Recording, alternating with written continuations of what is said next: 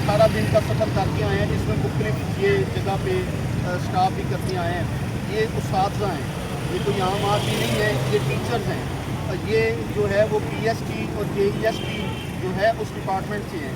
इन्होंने इम्तहान पास किया हुआ है।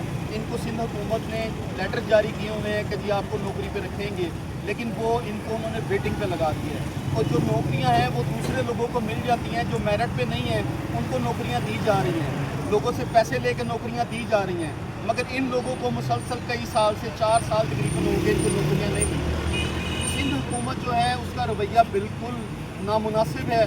वो आम आदमी को, गरीब आदमी को जो है वो बिल्कुल उनसे बात करने को तैयार नहीं है। और ये मुसलसल कई महीनों से ये दोस्त जो है वो एहतजाज कर रहे हैं। आज ये लाहौर पहुँचे हैं, लाहौर प्रेस क्लब के आगे हैं। अभी यहाँ से ये इस्लामाबाद जाएंगे, इस्लामाबाद प्रेस क्लब के आगे करेंगे। पाकिस्तान इनकलाबी पार्टी और नेशनल स्टूडेंट फेडरेशन इनके साथ खड़ी है। हम कराची में भी इनके साथ थे धरने में, लॉन्ग मार्च में भी, हर शहर में जहाँ जहाँ ये गए हैं तो हमारे पाकिस्तान इनकलाबी पार्टी की टीम ने इनका जो है वो इस्तकबाल किया है। आज हमने लाहौर में भी इनका इस्तकबाल किया है। और ये जब इस्लामाबाद जाएंगे तो हमारी पाकिस्तान इनकलाबी पार्टी की टीम वहाँ पे भी इनका इस्तकबाल करेगी और प्रेस क्लब हम इनके साथ होंगे।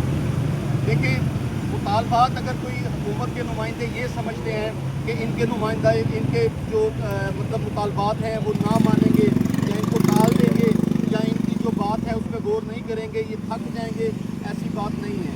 ये लोग ना थकने वाले हैं और ना ये खामोश होने वाले हैं।